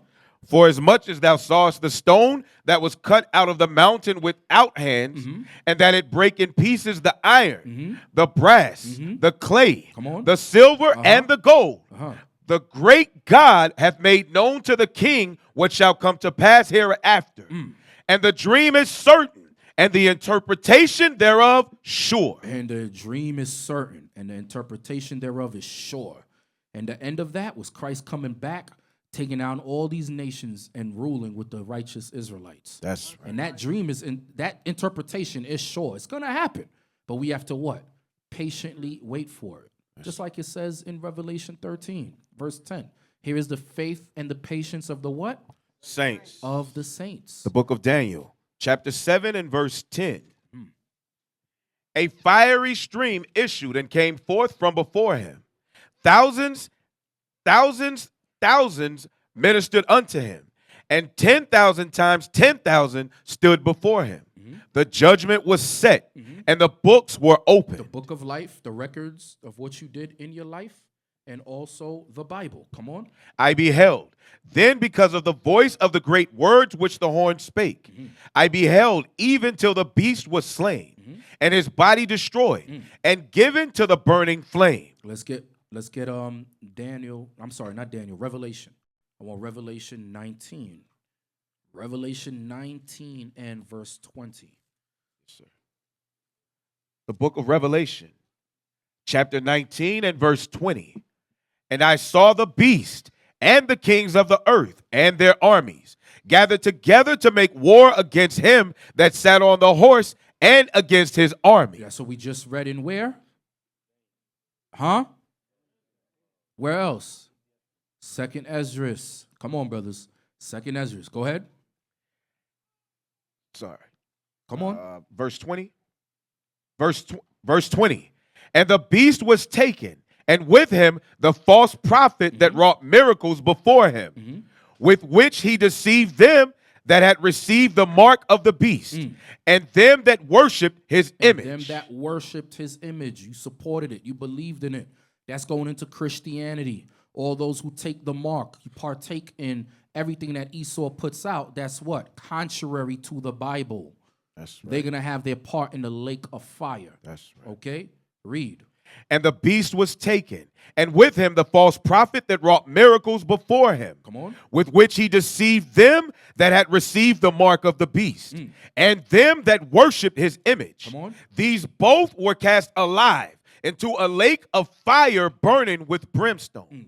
That's beautiful right there. Come on. And the remnant were slain with the sword of him that sat upon the horse, which sword proceeded out of his mouth. What is that going into? We just read it. Where did we read that? Huh? Second Esdras. Remember the breath, the fire and so forth? That's what it's talking about. But John the Revelator is describing it as a sword. Okay, come on. And the remnant were slain with the sword of him that sat upon the horse. Come on. Which sword proceeded out of his mouth. Come on. And all the fowls were filled with their flesh. And the birds are going to eat upon those flesh. That's exactly what's going to happen. Get me Revelation 18. Go to the chapter before that. Revelation 18, verse 4 to 5. The book of Revelation, chapter 18 and verse 4. And I heard another voice from heaven saying, come out of her, my people. Now he's making reference to that beast that was slain in America as Babylon the Great, right here in Revelation 18 and verse 2.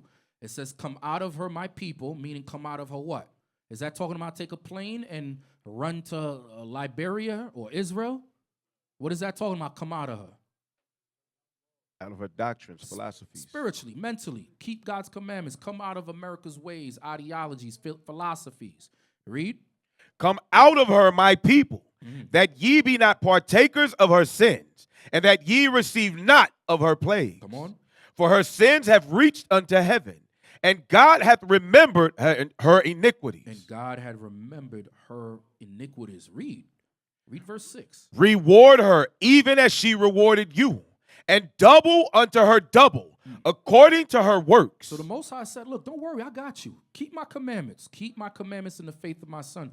God said he's going to reward America double in which he's doing unto us. Come on. In the cup which she had filled to her double. Come on. How much she had glorified herself and lived deliciously. So much torment and sorrow give her. For she saith in her heart, I sat a queen, and I am no widow. A queen. I sit a queen, and am no widow, and shall see no sorrow. Why can America say that? Babylon the whore, the great whore, that rides the red scarlet beast. How can America say that? I sit as a queen, and am no widow, and shall see no sorrow. What gives America the caucasity to say that? Who knows? Soldier Killian. How can they say that? They've been ruling for 400 plus now, and they got the confidence. They ain't no nation that's been able to stand up against them. Why? Because of the nuclear technology. Because of their military power. No nation can stand up against Babylon the Great because of their military power. That's right. That gives them the caucasity. I love that word now. I'm going to wear that thing out. That gives them the caucasity to say that. Okay? Come on. Read verse 8. Therefore shall her plagues come in one day, death and mourning and famine. One day, one time, 1 hour. Come on. And she shall be utterly burned with fire. She shall be utterly burned with fire. Come on. For strong is the Lord God who judgeth her. For strong is the Lord God who judgeth her. Go back to Daniel. It's the same thing Daniel said. Where did you leave off at? The book of Daniel, chapter 7 and verse 11, I believe it was. Yeah, verse 11. Yep. Yes, sir. The book of Daniel, chapter 7 and verse 11. I beheld then because of the voice of the great words which the horn spake. I beheld even till the beast was slain, and his body destroyed and given to the burning flame. That's talking about America. Come on. As concerning the rest of the beast. As concerning the rest of the beast. Remember, there was different heads of the same dragon, right? Who can name the heads? Elior, in order.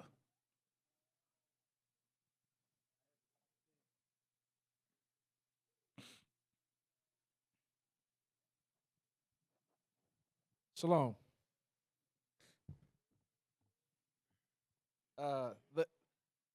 It's Greece, Rome, Spain, France, Germany, Russia, and Great Britain. Absolutely correct. Very good. Very good. Very good. Read that again. I beheld then because of the voice of the great words which the horn spake. I beheld even till the beast was slain, and his body destroyed and given to the burning flame. As concerning the rest of the beasts, they had their dominion taken away. So their dominion was taken away. Why? Because these countries that we're reading about were in allegiance with America. Remember in I forgot what chapter in the book of Revelation, it says those that traded with her standeth afar off and was mourning after the great whore when they seen the lake of fire. So their power was taken away by the Most High God.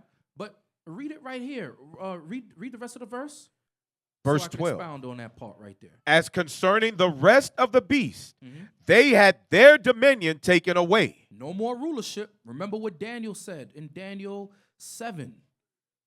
In verse 9, it says what? I beheld till the thrones were cast down. Rulership cast down, right? Read. Yet their lives were prolonged for a season and time. Why is that? Why were their lives prolonged for a season and time? Who knows the answer? They got to serve slavery. Name Brother it. Zion. Brother Zion? Yes. They have to what? They have to serve slavery. They have to serve slavery. That's right. That's why their lives were prolonged for a season. And this is going into Esau. This is going to the Edomites here. Finished. Nothing left but smoke and sulfur and whatever the birds chew up. But the ones on the other side, they going into captivity. Okay? Their dominion is going to be taken away, but yet their lives shall be prolonged for a season. Get me Revelation 2, verse 26. The book of Revelation, chapter 2 and verse 26. And he that overcometh Overcome trials and tribulation. And keepeth my works unto the end. Either you stop breathing, drop dead, or Christ makes a second return. Come on. And he that overcometh and keepeth my works unto the end, to him will I give power over the nation. Power with the nations. Over the nations. Power over the nations, brothers. If everybody is in the kingdom of heaven, holding hands and singing Kumbaya, you would not need power over the nations. See how simple that is? And what are we going to do with this power? Read. And he shall rule over them with a rod of iron. We're going to implement God's laws on this earth. That's why it says, as it is in heaven, so shall it be on earth. Okay? We're going to implement God's laws on earth as it is in heaven. But guess what? We're going to need power to do that because they're going to rebel. That's why God is going to give us power over the nations. Come on. And he shall rule them with a rod of iron. No, with roses and petals. With a rod of iron. Hold my hands. With a rod of iron. With a rod of iron. And what are we going to do with that rod of iron? As the vessels of a potter shall they be broken to shivers. Y'all hear that thing? That's beautiful. Man, let's give the Most High a clap for that, man. Some of y'all ain't clapping. I mean, y'all don't want that thing. Y'all want to see Esau in there. Y'all want to see the white Hebrew Israelis in there. They ain't coming. They are not coming. God said he's going to give you power over the nations. That's right. Okay? Go back to Daniel. Daniel chapter 7 and verse 13. Come on. I saw in the night visions, and behold, one like the Son of Man came with the clouds of heaven, and came to the Ancient of Days. That's talking about the chariots. Come on. And they brought him near before him. That shows you that God and Christ are two different. Both of them are gods, meaning rulers or judges, but it's two separate entities, two separate people. Okay, the Son of Man came to who? He came to the Ancient of Days. Come on. And there was given him dominion and glory, and a kingdom that all people, nations, and languages should serve him. That's why the scripture says what? Every knee shall bow and confess that Christ is Lord. Okay, come on. His dominion is an everlasting dominion, Come on. which shall not pass away. Come on. And his kingdom, that which shall not be destroyed. And it's not going to be destroyed. All right, there's not going to be no coup d'etat.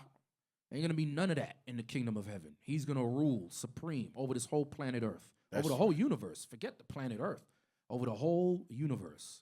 That's right. God said it himself. In my house there are what? Many mansions. Many mansions, but that's for another topic. Go ahead, come on. I, Daniel, was grieved in my spirit. And Daniel said he was grieved in his spirit. Some of you brothers, when you have dreams, some of the sisters too, when y'all have dreams, sometimes a dream feels so real, you wake up like frightened or cry in your sleep sometimes, depending on what the dream is. I don't know if y'all experienced that, but I experienced that before, to where I wake up, I'm like, yo, what the hell was that I just dreamed about? It felt so real. Okay? It said Daniel was grieved in his spirit. Come on. I, Daniel, was grieved in my spirit in the midst of my body. And the visions of my head troubled. And the visions troubled him. Read. I came near unto one of them that stood by and asked him the truth of all this. The one of them that he came to is the angels. Come on. So he told me and made me know the interpretation of the things. These great beasts, which are four kings, which shall arise out of the earth. But the saints of the Most High, come on, shall take the kingdom. We're not going to ask for it, brothers. The same way you got the white Hebrew Israelis going to Donald Trump by way of his son-in-law, Jared Kushner, and saying, write an anti-Semitic bill to say that Judaism is a nationality now. Nah, we ain't doing it, because we know that the curses say that what? Deuteronomy 28:37. Proverbs and a byword, right? Isaiah 65:15. Hosea chapter 1 and 10 tells you, in the place where you are not called, my people, there it shall be said that you are the sons of the living God. So we ain't begging these nations to recognize us as the Israelites, as the Jews, because we got the one true God that's going to fight for us. That's right. Along with his holy angels. So we ain't begging for a damn thing. Read verse 18 again. But the saints of the Most High shall take the kingdom. We're going to take the kingdom. Come on. And possess the kingdom forever. Even forever and ever. Even forever and ever. You need power to do that. You need power. You need power to do those things. Come on. Then I would know the truth of the fourth beast, which was diverse Get me, because I said you need power to do that thing. Get me Zechariah. No, get me 1 Corinthians first. I want Corinthians. Corinthians 15. Yes, sir. 3. The book of 1 Corinthians, chapter 15 and verse 52. In a moment, in the twinkling of an eye, at the last trumpet, for the trumpet shall sound, and the dead shall be raised incorruptible, and we shall be changed. So how are we going to be changed? We're going to be turned into what? Immortal. That's power right there. Now, get me Zechariah. Get me Zechariah 9, verse 13. The book of Zechariah, chapter 9 and verse 13. When I have bent Judah for me. When who? When I have. God is going to do this thing. God says, when I have bent Judah, that's Judah, Benjamin, and Levi, for me. Come on. When I have bent Judah for me, filled the bowl with Ephraim. And he didn't forget the house of Joseph. Okay, he didn't forget the Hispanics and natives, because those are our brothers. And he said he's going to fill the bowl with Ephraim. Come on. And raised up thy sons, O Zion, against thy sons. Against the who? Against thy sons, O Greece. Against thy sons, O Greece. Read that part again. I don't think y'all understood that. Sir. Read that again. When I have bent Judah for me, filled the bowl with Ephraim, and raised up thy sons, O Zion, against thy sons, O Greece, and made thee as the sword of a mighty man. Made you as a sword of a mighty man. Come on. And the Lord shall be seen over them, and his arrow shall go forth as the lightning. That's the chariots. Come on. And the Lord God shall blow the trumpet, and shall go with whirlwinds of the south. Come on. The Lord of hosts shall defend them. Who's going to defend us, brothers? The Lord of hosts shall defend them. Come on. And they shall devour and subdue with sling stones. And they shall drink and make a noise as through wine. Come on. And they shall be filled like bowels, and the corners, and as the corners of bowls. Oh, I'm too excited, Cat. He said bowels. I like this part. Hey, I'm sorry. Cat, that's in the street when we say we ishing on them. Bowls, I brother. get it. My brother over there constipated. He told Hey, about man. bowels. Go ahead, brother. Go ahead. Come on. The Lord of hosts shall defend them, and they shall devour and subdue with sling stones. And they shall drink and make a noise as through wine. And they shall be filled like bowls, and as the corners of the altar. Read. And the Lord their God shall save So them. the Most High God is going to save us. Come on. And the Lord their God shall save them in the day as the flock of his people. For they shall be as of the stones of a crown, lifted up as an ensign upon his land. Now go back to the end of verse 13, where it says, against thy sons. The end of 13? Yes, sir. against thy sons. And raised up thy sons, O Zion, against thy sons, O Greece. Come on. And made thee as the sword of a mighty And man. he's going to make you as a sword of a mighty man. How do you sharpen a sword? You got to take it like the blacksmith has to take it, put it into the fire, forge it, right? Make it stronger and stronger and stronger. You might do it once. It might not be strong enough. You got to do it twice. You do it twice, it might not be strong enough. 3 times, 4 times, 5 times. It's the same thing with the trials and tribulations that a lot of you brothers are going through. Okay? The Most High is trying you, just like in Sirach, the 2nd chapter. Take the impurities out of you. Make you a better man, a stronger man. Not by your own thoughts, but how God wants you to be. Y'all understand that? It's the same thing. Get me Zechariah. Stay in Zechariah 12.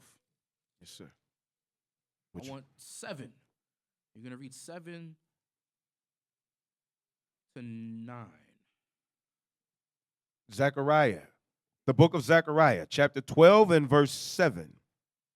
The Lord also shall save the tents of Judah first, Come on.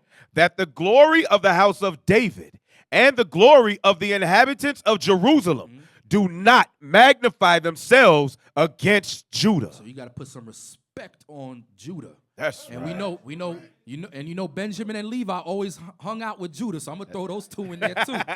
All right, come on. In that day shall the Lord defend the inhabitants of Jerusalem. In that day shall the Lord defend the inhabitants of Jerusalem. Come on. And he that is feeble among them. And he that is feeble among brothers. A lot of brothers, some brothers are feeble. Some brothers can't do 10 push-ups, 5 push-ups. Don't worry about that. Don't worry about that. Remember 1 Corinthians 15. We shall all be turned, what? Into immortal. Put off that mortal, put on immortality. God is going to change us into gods on this earth. That's right. And I'm telling you, man, that rod of iron is going to be in our hand. We're going to break all nations, subdue all nations as it is written. But we have to be patient, keep the commandments, and wait for that time. Read. That's right. And he that is feeble among them at that day shall be as David. And the house of David shall be as God. And the house of David shall be as God. Come on. As the angel of the Lord before them. As the angel of the Lord before them. The same thing that the angels could do, guess what? We gonna do. That's right. Remember Christ said what? We shall do greater things. But that comes with faith, patience, then the salvation. That's right. Okay? Get me Micah 5. We're almost done. Micah 5. Micah 5. This is beautiful right here. This is beautiful. This is what I call therapy, especially after all the madness we've seen on CNN and all these different news outlets this week, right? Micah 5, 7 to 8. The book of Micah, chapter 5 and verse 7. And the remnant of Jacob shall be in the midst of many people as a dew from the Lord.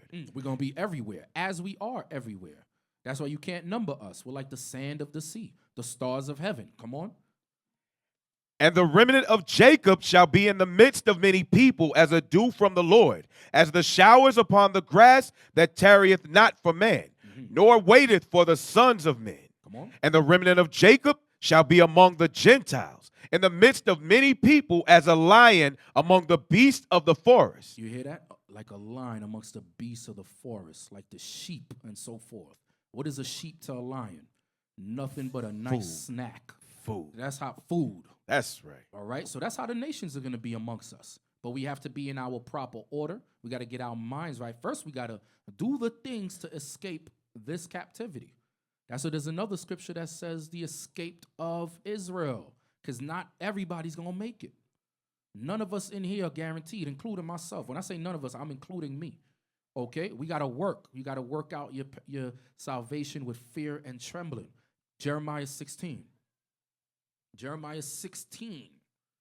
This is what the nations are afraid of. Because I heard a brother say in one of his classes, you know, how come the nations, you know, we're keeping the commandments and we're living peacefully. Why are they troubling us? They're supposed to trouble us. That's why it says the dragon was wroth with the woman, with the remnant of those who kept the commandments. Because by keeping the commandments, what are we doing? You're turning the light switch off of America. You're turning it off. Christ, you're ushering the second coming of Christ. They don't want that thing. That's why they push sin into us. That's how they try to what? Defile us every chance that they get. Jeremiah 16. Come on, 14 to 18. The book of Jeremiah, chapter 16 and verse 14. Therefore, behold, the days come, saith the Lord, that it shall no more be said, the Lord liveth, that brought up the children of Israel out of the land of Egypt. That's what is still going on today. People are still talking about Egypt. That's why they keep showing that movie, The Ten Commandments and so forth. When the white Hebrew Israelis went into the land in 1948, there wasn't no big hoopla about that. And then you had the 7 days, the Yom Kippur Wars in the late 1960s. Nobody was talking about that. But God says the thing that I'm going to do on the earth with the real Israelites, the whole world is going to talk about that thing. That's right. Come on, read. But the Lord liveth, that brought up the children of Israel from the land of the north. But it's going to be said, the Lord liveth, that brought up the children of Israel from the land of the north. The land of the north. Where is that, brothers? America. North America. Come on. And from all the lands whither he had driven them. Come on. And I will bring them again into their land that I gave unto their fathers. So who's going to do this thing? Not the League of Nations, not the EU, the Edomites. Hell no. God said he's going to do that thing. All glory we're going to give to the Father. Come on. Behold, I will send for many fishers, saith the Lord. The fishers are you men. That's why you got to what? Get yourselves in order so you can become the fishermen of men. When you go out and teach, you got to have patience while teaching. You got to study these scriptures. Study to show thyself approved. Okay, read. And they shall fish them. Come on. And after will I send after, when Christ comes, after, come on. And after will I send for many hunters. Then you're going to become hunters. Then you're going to become hunters. You're going to know some real hunting. I ain't talking about hunting deers and the different things that you hunt. I'm talking about hunting men.